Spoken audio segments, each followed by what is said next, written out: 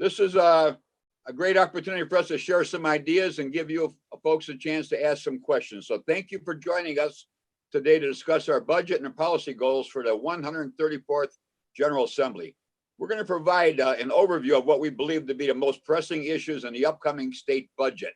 We'll also discuss other policy priorities, many of which you're well familiar with already, and recognizing racism as a public health crisis, criminal justice reform, common sense proposals to keep guns out of the hands of dangerous people, and the Ohio Fairness Act, and ending human trafficking. It's a lot to discuss, but there's also a common theme. Our caucus is committed to enacting legislation that provides fairness for families and for the workers. The ongoing pandemic has impacted all of our families and workers in unimaginable ways, and you've all witnessed it. No matter where part of the state you're from, you've seen it. This is once in a 100 years crisis that puts a spotlight on the importance of frontline workers and small businesses and frontline workers, the impact they have on their families, as well as the vital roles of state and local governments in helping all of our Ohioans. Many of these businesses and workers face uncertain futures as we struggle to bring down our infection and hospitalization rates, which, by the way, we're doing a pretty good job lately. We have to keep it up and prevent the deaths of our loved ones. Our next budget must help those in need who need resources to weather the crisis while investing in the foundation for a full recovery. We must have policies that promote fairness for all while investing in a better future for all. I will now introduce our first speaker. He happens to be our top Democrat on the Senate Finance Committee. He's a wonderful senator who's doing a tremendous job, the Honorable Dr. Vernon Sykes of Akron. Dr. Sykes? Good morning. Good morning. The pandemic has highlighted the fact that small businesses need more support. Our caucus will prioritize small businesses by working to remove barriers and make their path to success more attainable. We are already working on ways to reduce barriers for minority, women, and veteran-owned businesses. We also support small businesses by creating a fair tax system. Ohio provides nearly $10 billion in annual miscellaneous tax breaks. The legislature needs to continue the work of the Tax Expenditure Revenue Committee by conducting a thorough review of tax expenditures. We must make sure that there is a return on the lost revenue and ensure that tax breaks are achieving their desired purposes. By reviewing and modifying the way Ohio provides tax cuts, we will be better able to target those tax breaks and direct more funding to maintain services and make the proper investments in other areas, including to help businesses that are more in need. Another priority for the General Assembly is passing the Fair School Funding Plan. For years, Ohio's unconstitutional school funding system has hurt our children and our schools districts. The Fair School Funding Plan will guarantee fairness for students and stability for school districts, regardless of future policy choices on ed choice, charter schools, and changing valuations. The bill recognizes that property values are not an accurate indicator of people's collective ability to pay and pushes more funding to poor school districts. Districts would be paid directly for the students they educate. This eliminates deductions like ed choice, vouchers, open enrollment, and charter schools, which have produced distorted and misleading pictures of state level aid and hurt districts as a result. The plan also makes a serious investment in student transportation, both in safety by providing increased funding for the purchase and repair of buses, and a significant increase in transportation funding to reduce the burden of districts to bus students at different schools with different schedules. Investing in transportation will help keep more money in the classroom. The Fair School Funding Plan received strong bipartisan support last year, and I'm optimistic that it will do also again this year. having an equitable and adequate school funding targets state resources for a level playing field and a better future for our children. And now I'd like to introduce Senator Fetter for some more priorities, particularly as it relates to education. Thank you, Senator Sykes. Thank you, Leader Yuko, for kicking us off here. The COVID-19 pandemic highlighted the inequities still present in our K-12 schools, including the digital divide. We just heard testimony yesterday on a bill that we need to focus on. They need access to devices. They need stable housing and food on their table every week. Our schools simply cannot wait any longer for adequate funding. We have the blueprints. Let's commit to building a fair school funding plan with strong wraparound services for our schools and reform our report card, which we were in the midst of doing before this pandemic. And when it is safe to go back to school, and I'm going to repeat that, when it's safe to go back to school, we need to ensure our students and teachers are focused on learning. Troubling, it has been estimated that our children are getting about half of the instruction time they would in a normal year. Testing will take up time that could be far better spent catching on instruction. Children are under an immeasurable amount of stress already during the pandemic. We mustn't forget they're surviving a pandemic too. Testing, it's high stakes, it has negative consequences, and we are going to see what happens at the federal level. We should waive the state tests that we can and allow the state superintendent to accept that federal waiver. We also must trust the teachers. Bottom line, we must begin to trust them. They can use more efficient methods of assessment to inform parents and adjust their teaching to better service our students. Not to mention, some children do not have stable housing or access to broadband. Estimated that 340,000 households, approximately 1 million Ohioans, do not have any internet access. We must get into the business and focus on modernizing our schools for the 21st century.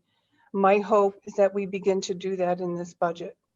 Ohio's public schools are our greatest economic engine. For example, we need to produce more computer science teachers. The world is about technology.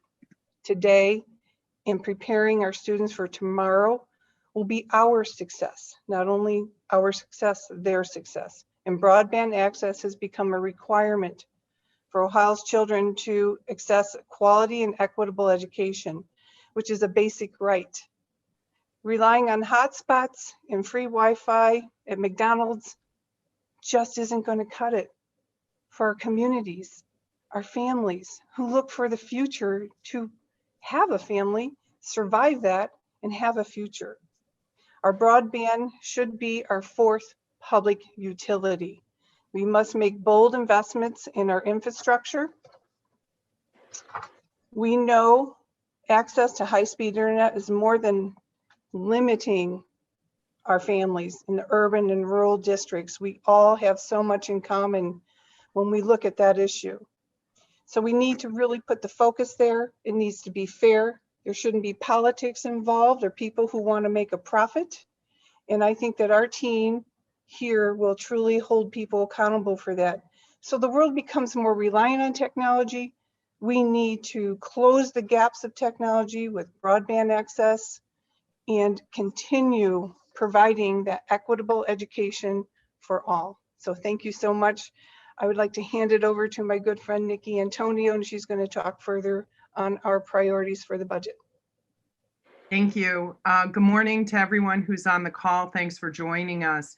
You know, advocating for the health and well-being and the safety of all Ohioans has always been and always will be a priority for the Ohio Senate Democratic Caucus. However, it's become more essential. It's become more important as we have traversed COVID-19 and lived through this pandemic. Our state budget needs include and need to include, and I'm going to be looking for the governor, what areas is he going to add to his budget, certainly areas we want to see in the budget that will continue to provide funds for PPE, for texting, and of course, increasing vaccines across the state of Ohio. We know we need all of those elements, but what we also need is a public education program to talk to people about the importance of vaccines and the continued importance, this public health crisis that we're all living through. How do we live with each other?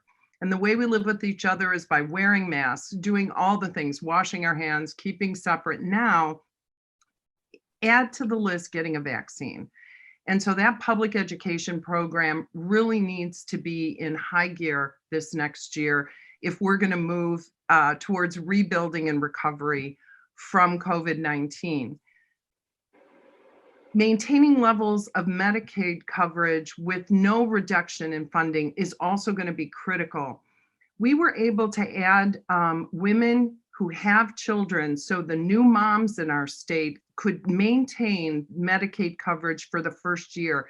Not only is that good for their babies, it's good for their health as well. And it really starts cutting into maternal mortality, that our numbers are too high.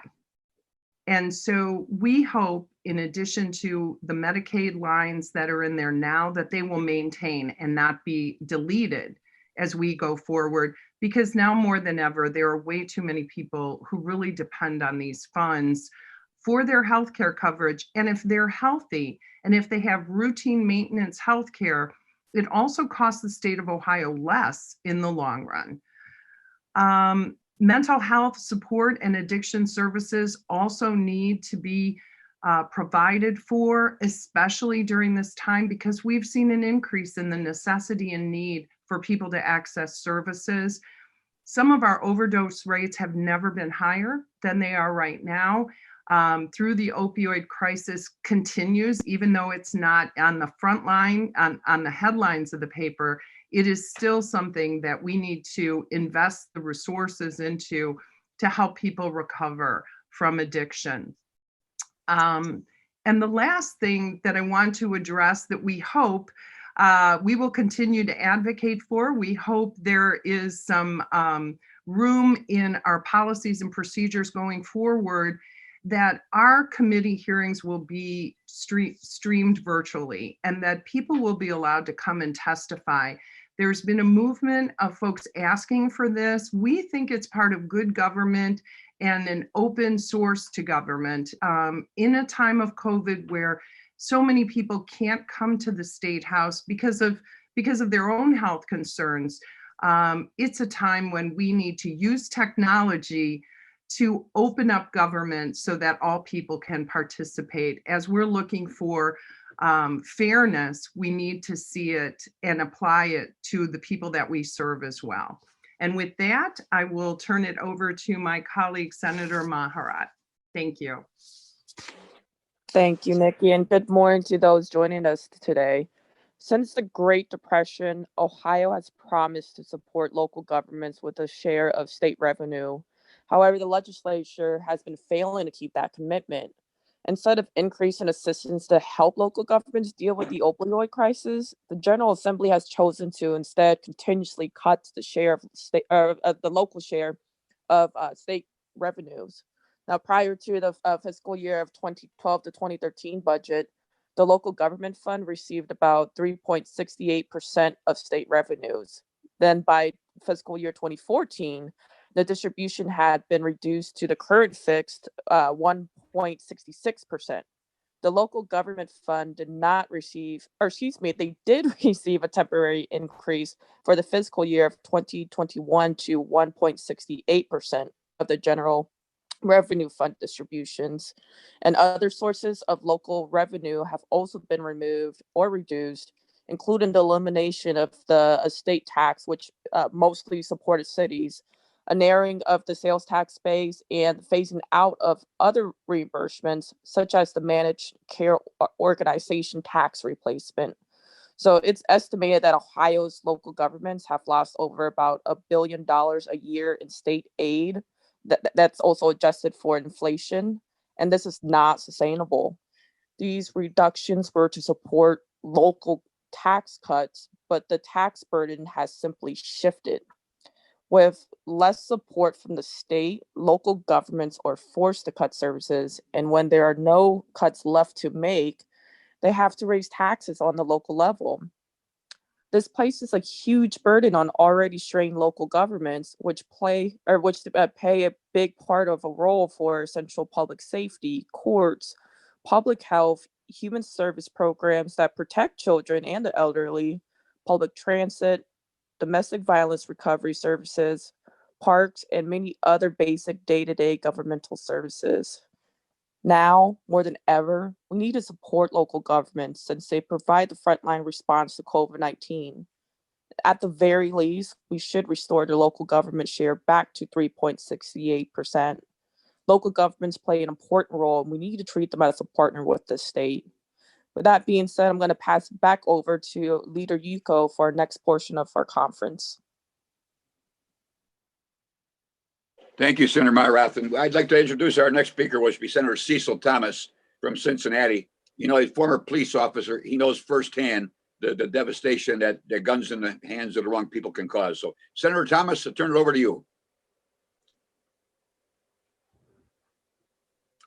Senator Thomas, are you on mute? There we go. Good morning, Leader. Thank you, and members of the Senate, and thank the media for being here. After every episode of gun violence that gets national attention, our hearts share in the suffering of family members of the victims. And for every national tragedy, we have many more tragedies related to gun violence at the state and local level. We as a state must face the issue of gun accessibility in our communities. We can respect the Second Amendment and respect the ability of government to regulate gun possession for the sake of public safety. The U.S. Supreme Court recognized that the people's government could regulate firearms for public safety reasons. We have introduced legislation every General Assembly to reasonably regulate guns. We will do so again in this 134th General Assembly. We plan on introducing legislation that addresses these issues. One, we will require universal background checks on all transfers of firearms. We will close gun show loopholes. This would make a gun show comply with all regulations the same as a gun store or a dealer. We will set minimum age requirements at 21 to purchase a firearm. This will correlate to the current requirement as an individual must be 21 to purchase a handgun. We will continue to push for prohibiting bump stocks. We do not want this the person to have the ability to modify a firearm. We will restore control to local governments to regulate firearms in their jurisdiction. Our co-sponsor requests were sent out and responses are due back on February the 5th. We will continue to look at each stage of the criminal justice system, such as arrests through pretrial, through trial, and post-conviction stages. It's imperative that we invest the resources of people, time, and money to collect and analyze data to see the impact on race, gender, age, and financial means, as well as to evaluate weaknesses in the criminal justice system that needs reform. With that, I will now like to introduce my good friend and senator from Columbus, Senator Herschel Craig. Thank you very much, Senator Thomas, and to the leader, the members of the Senate caucus, and certainly to the media this morning. I will continue the conversation with regard to criminal justice reform. structural racism has created glaring issues in our criminal justice system, which has led to repeated instances of misconduct that disproportionately impacts our minority populations. There is no doubt in my mind that the public is open to reforming aspects of our criminal justice system to prevent future misconduct and harm, including unjust killings of Black Ohioans at the hands of police. Our caucus will fight for bills that replicate those being heard at the federal level to ensure just and equitable treatment for those in our prisons and on our streets. Another critical aspect of criminal justice reform starts by making sure that Ohioans get the assistance that they need. This includes rehabilitation services and improved communication during interactions between law enforcement and civilians. Our goal is to make sure more Ohioans are supported, not incarcerated. We will also prioritize bail reform and transparency in our criminal justice system by making sure that law enforcement officers and those who work in prisons are held accountable for their actions. To touch further on the issue of racism, in addition to the inequities in our criminal justice system, the COVID-19 pandemic and Black Lives Matter protest have also brought to the light what many Ohioans already knew, and that is racism is still a powerful and detrimental force in our state and our nation. The pandemic has disproportionately affected minority groups on nearly every front. Non-white Ohioans are being infected by and dying because of COVID-19 at higher rates than white Americans. Non-white Ohioans are also losing their jobs or experiencing pay cuts at higher rates as a result of the pandemic. COVID-19 is just an example of the disparities that have long existed in our state.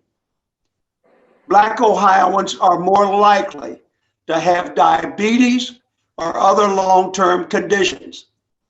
They're more likely to be arrested and incarcerated. They are more likely to experience housing insecurities. Black mothers and babies in Ohio continue to die at higher rates than their white counterparts. Unfortunately, the list of inequities continue to go on. Several studies have shown that racism itself is a social determinant of health. It is time for Ohioans to acknowledge the disparities that exist between white people and African Americans, Hispanic Americans, Asian Americans, Pacific Islander Americans, indigenous people, and other minority groups. The simple truth is, Ohio cannot fully prosper as a state if it does not guarantee opportunities to every resident, regardless of their race. That's why we will continue to fight for policies to recognize racism as a public health crisis and combat systemic racism in every aspect of Ohioans' lives. At this time, I believe we will turn it back to my good friend, Senator Antonio, to continue the discussion regarding our priorities. Thank you, Senator Craig. So one of the other areas that, again, the Ohio Senate Democrats are, I think, known for is standing up for Ohioans, especially working Ohioans. And we do believe and want to carry forward the dignity of work, of all work for Ohioans, including passing the Fairness Act. We'll be introducing that again. And this time we're on the heels of the Ohio Supreme Court Bostock decision, because we continue to stand for equality inclusion in this state for members of the LGBTQ community. We know that the Bostock decision was a bipartisan decision that came out of the Supreme Court that basically tells businesses, but it tells LGBTQ Americans that they have the ability to be able to bring a suit forward should they experience discrimination. But bigger than that is the fact that that decision says to all LGBTQ Americans, you are a part of the fabric of this country and that you enjoy equal rights with the majority, with everyone else in the state, in the country. Now what we need to do is make sure that the state of Ohio follows suit. There are over 1,000 businesses in the large and small, including our Ohio Chamber of Commerce, our Ohio Manufacturing Association that support this. We have a bipartisan effort going forward that's going to happen in the Senate and the House. And I'm very excited about the work that we're going to do again this year. As has already been mentioned, but I want to put an emphasis on the Senate Democrats' work around Ohio women-owned businesses, especially in minority-owned businesses. They are part of Ohio's recovery, and it's going to be incredibly important, especially for the women-owned businesses. Women have been disproportionately impacted by the ongoing crisis. They're less likely to have a strong recovery without some kind of interventions that Ohio can provide for them. Because when women-owned businesses succeed, our communities succeed for sure. I also, in our package of issues, as we talk about criminal justice reform, we will also be reintroducing the death penalty, an end to the death penalty. And as the conversations have shifted in the past couple of years, we will be providing an introduction of the bill in a bipartisan manner from the very beginning, like we did last GA. And I really foresee some real movement in the possibility of ending the use of the death penalty in the state of Ohio. With that, I would like to turn it back to Senator Fetter. Senator Fetter.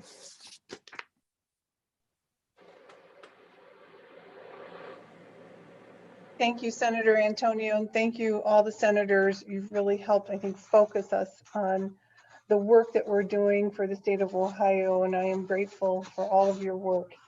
I'd like to announce that the registration is now open for the 12th Annual Human Trafficking Awareness Summit. The virtual week-long event is taking place Monday, February 22nd to Friday, and through Friday, February 26th. Hosted by myself, Representative Galansky, Senator Kunze. The 12th Annual Human Trafficking Awareness Summit will bring the Ohio State House into your home, gathering advocates from around the country with one mission: ending human trafficking in all of its forms. This year's event will explore the history of the fight to end child sex trafficking, expand the conversation into intersection of social equality and vulnerable populations, which is what we have clearly defined with our presentation today. And we're setting the stage for what's next in Ohio in fighting human trafficking. We have Shared Hope International attending and speaking, along with Polaris Project, Dr. Patricia Speck, and Alexis Martin, who was just pardoned by the governor for being involved in the lifetime. She received a lifetime sentence in prison as a minor for killing her pimp. So she has something to say and something to inform us on the continued work, along with other survivors, advocates, and legislators. So each day will begin with a keynote speaker at 9 a.m. with 10-minute breaks in between, an hour break for lunch, and you can view the full agenda and registration online. The link is posted on both my Facebook and Twitter. You can also contact my office if you have any questions. Thank you, and I'd like to pass it to our Minority Leader, Kenny Yuko.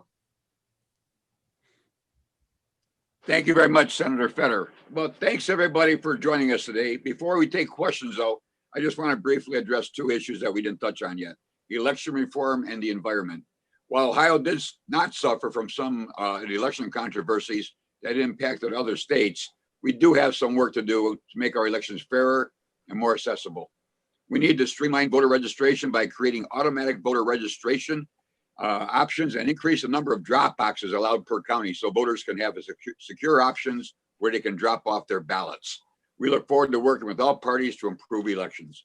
We'll also be working on proposals to improve our environment, especially preserve our greatest treasure. We love it all, Lake Erie. Hawaiian's initiative in the last budget, the H2O project, and look forward to working with him to strengthen it and to ensure our long-term success. Over the last several years, we have taken some steps to address the farmland runoff, and we must do more. We're not done with this yet. Every Ohioan needs fresh air, we need fresh water, and a quality environment to thrive.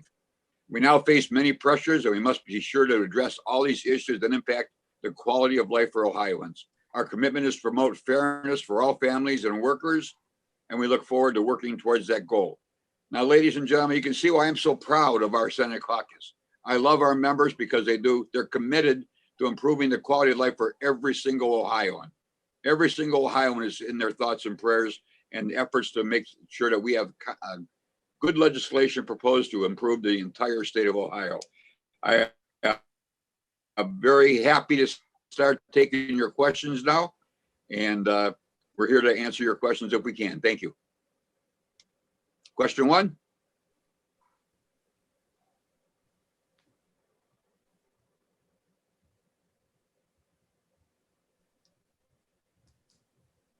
This is Joe Ingles. I'm not sure if you can hear me. Can you hear me? Okay. We can hear you, Joe.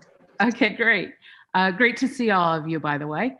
I was wondering, every time you come up with the General Assembly, the minority, whoever's in the minority, puts out their agenda, and realistically, at the end of it, a lot of that stuff remains on the table and doesn't get done.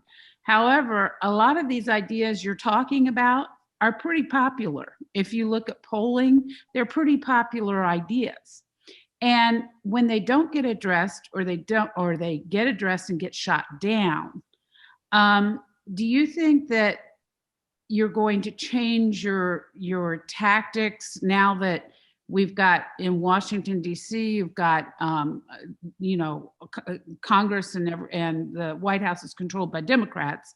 Are you going to change the way that you present these to the public at large who may not be paying attention to what happens at the State House like all of us do? Joe, that's a great question. And I think I can answer that by referring back to what we did the last couple of years. You've seen a lot of legislation being introduced by Democrats and Republicans working together. You can see from Senator Fetter's presentation that, again, we have Democrats and Republicans working on the human trafficking issue.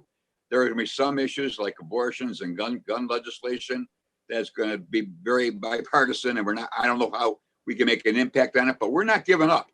We're going to keep talking about it because after what happened in Dayton a year ago last August, people of Ohio want to see something happen. So we'll continue to put pressure on them. Senator Thomas, I know you've been very active in all this. Maybe you have a better response to the gun issue, and I know you've been working on this nonstop since you came into the Senate 6 years ago. Yeah, absolutely. I think the strategy has to continue to keep the pressure on, find ways to get our public more engaged in this process. I mean, over 80% of the people of Ohio support common sense gun legislation. That's 80%, and that's Republicans, Democrats, independents, you name it. And they look to their legislators to pass common sense legislation, such as universal background checks and things of that nature. So the strategy will really rest on the pressure that we can put on the chair of the committee, as well as the legislators in that committee, who will have enough strength to stand up to their pressures that they get when they are forced to make a decision. Hopefully there will be enough members on the committee to pass something out of the House, I should say out of the Senate, and voted on. But again, the strategy will be the same. Keep the pressure on. God knows that we do need some common sense gun legislation in the state of Ohio. Thank You you. know, Joe, Mayor? I want to chime in here and say a couple of things. One is that you've just given us the reflection of the state of Ohio under gerrymandered districts, because many of the issues that we're talking about are popular, probably with the majority of Ohioans, and yet maybe the legislation doesn't reflect their wishes because they're not represented in a district that represents their wishes. So one of the things that I'm hoping for in this year of redrawing the lines is that I'm hoping that the districts are more reflective of the communities in the state of Ohio as some contiguous communities where there actually is some commonality. The second thing I'll say is, as the leader pointed out, we give voice to these issues, but many of our issues that we bring to the table end up, last General Assembly, many of the things we talked about last GA, ended up in some form in the budget. So not only do we've passed some legislation, I've been introducing the EITC tax credit, the earned income tax credit since 2011 when I was over in the House. We finally got it into the budget last GA. So things like that, sometimes it takes a lot of time, but I think yet we persevere, and ultimately it's important for us to continue to amplify the voice of the people that we represent as well. Thanks. I'd like to also just make some comments that you've raised a very good observation, in that a lot of the issues that we're promoting are just pro-good government, and they have bipartisan support with the education funding plan, broad-based support with my airport development districts, broad-based support. And we will continue to look for ways to maximize the interests of the public by working in a collaborative way across the aisle. And Let me also join to the conversation on this. I think Senator Sykes and other colleagues were exactly right. There are some broad-based issues. We were able to get through a significant cancer bill, bipartisan piece of legislation. Whenever we can look to find areas of commonality, we're going to do that. I think you certainly raised the point, that's Washington, this is Ohio. And so you've got to look at the demographics of Ohio and see where there are opportunities. You've got to look across the aisle to continue to work on issues that are substantive and have opportunities for broad-based support in our work. And so we have great work to do, great challenges before us, but I also think great opportunities by continuing to do the work that we were called to do for our constituents. And Joe, thank you for your question.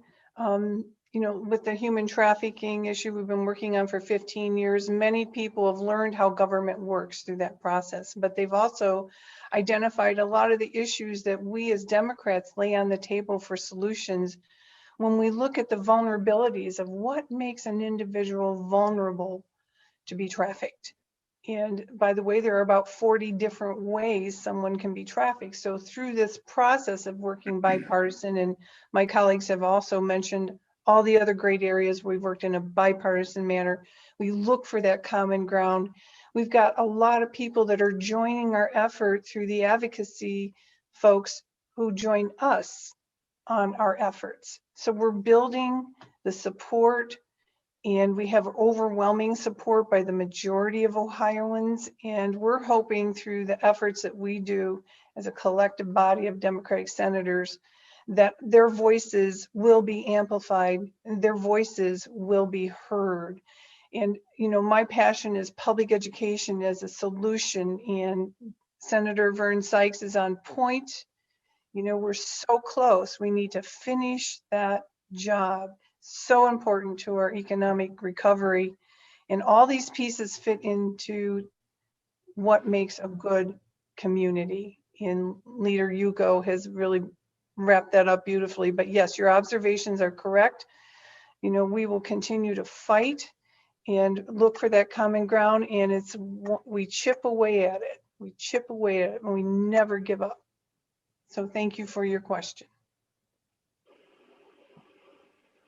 Next.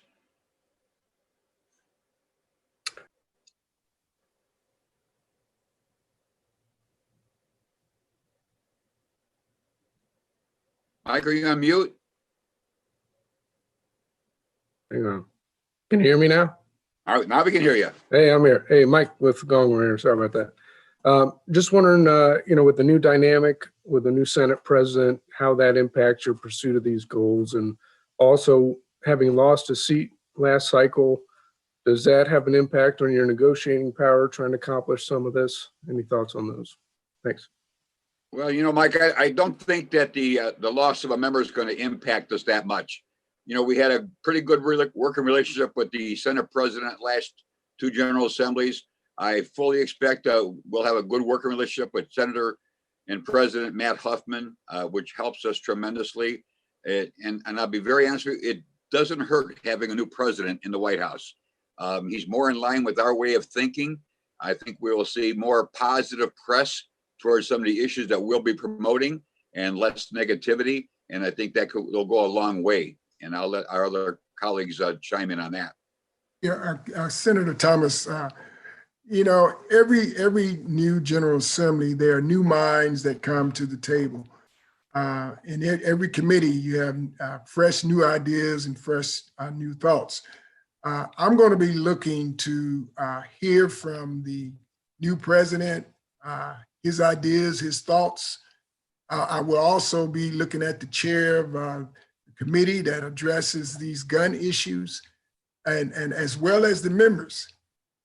You always say that you know, there's nothing new under the sun. There's always somebody that may be able to come up with a thought that we all can manage to resonate around and agree upon. So I'm going to come into this General Assembly with the same pressures as far as these gun issues. But let's see if there's enough members on the committee now that would be open to some changes. And I mean, something as simple as requiring everybody to be 21 to purchase firearms. It makes no sense that an 18-year-old can go and buy a firearm, a rifle, whatever the case may be.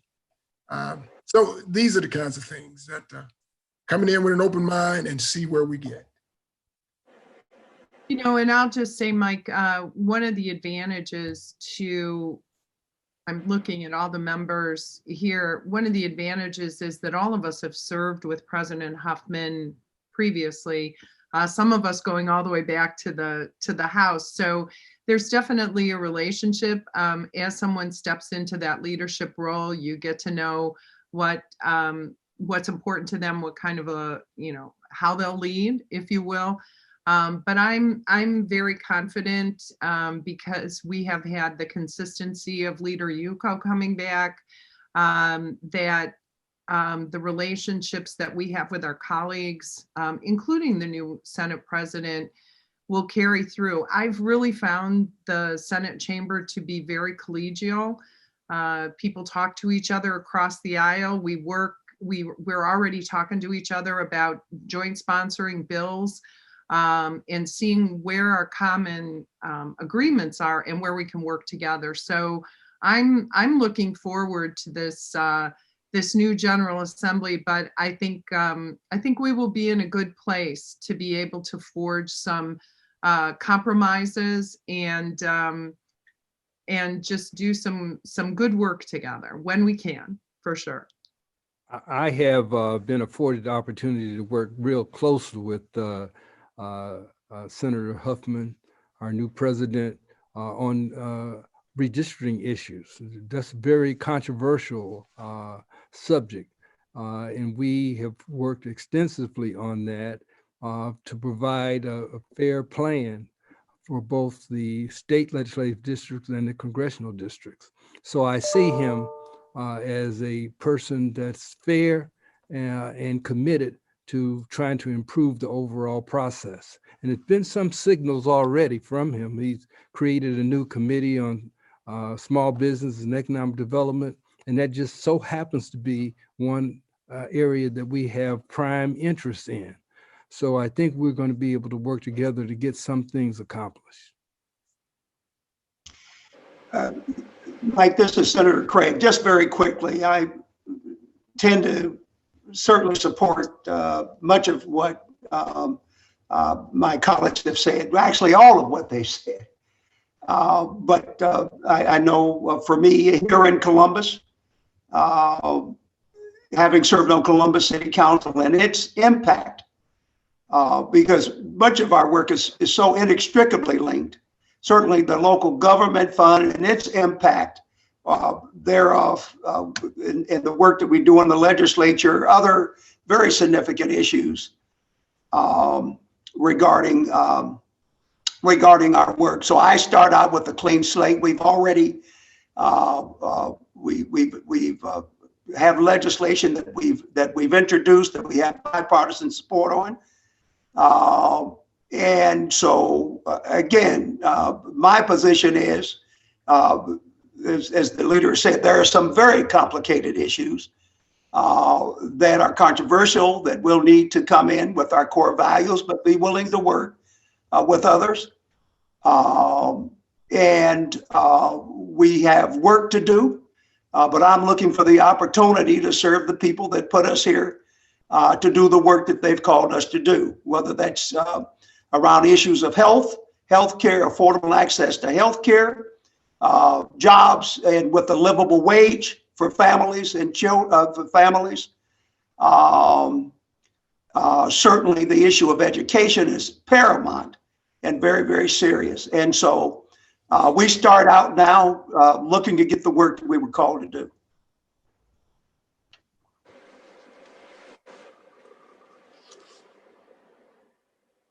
Next question.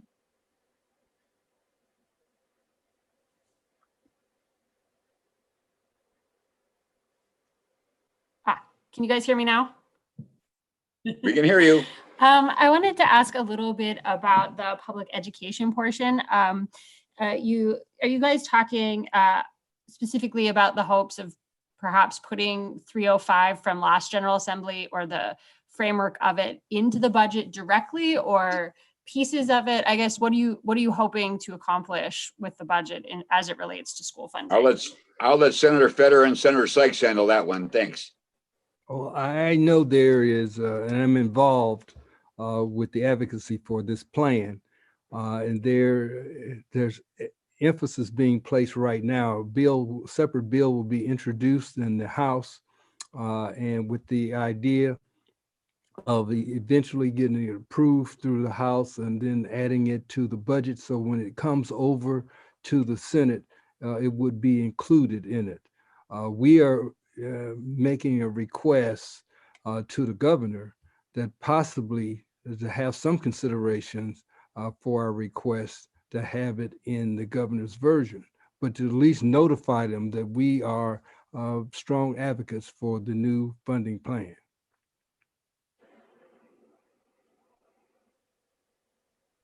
Have you heard back from Anna? I want to build off of that, Anna. The reason why this is so important and important for everyone to understand what a critical, pivotal moment this is. We are in economic crisis with a pandemic. Education is our economic engine to move out of that. We've got to prepare our students for the future and the jobs of the future. We know that the local government funds have been slashed for a couple budgets now, and it's hurting us, and now we have a pandemic.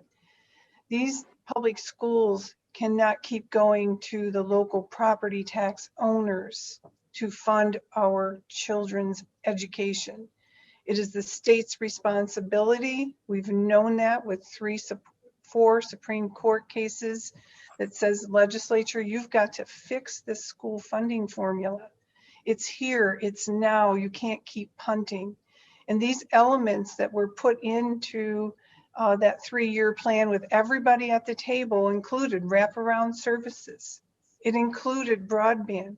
It includes the ability for local school districts to put those resources where they need, not have state dictates with governmental tests and expenses they can't afford. It's time to let that go and let the school funding formula get the highlighted necessary priority from everybody in the state of Ohio. And with our leader, Vern Sykes at the helm of this, he did the redistricting. He brought everybody together. We've got so much synergy around this school funding formula.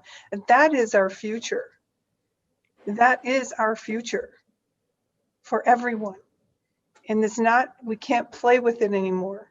And certain elements of that plan will save all of us and bring in the future we deserve and our children deserve. So, you know, whatever Senator Sykes says we need to do, I'm there. I've got an army of people along with everybody else here to help the governor listen.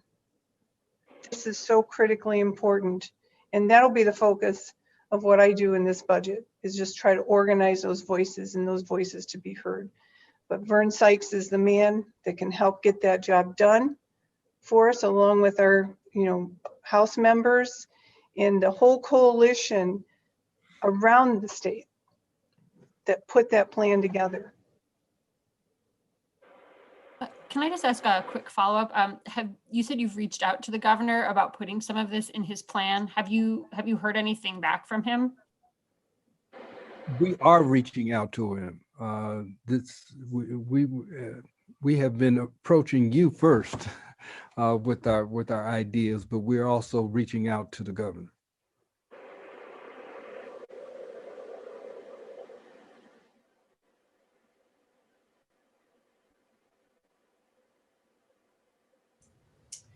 Are there any other questions? I'm not seeing any other hands raised.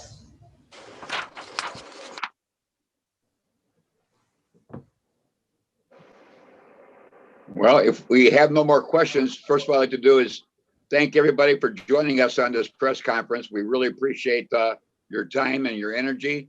And again, as you can see why I'm so proud of this caucus. We've got committed members committed to serving all of Ohio. We're here to work and looking forward to the upcoming General Assembly. Thanks, everybody, and have a great day.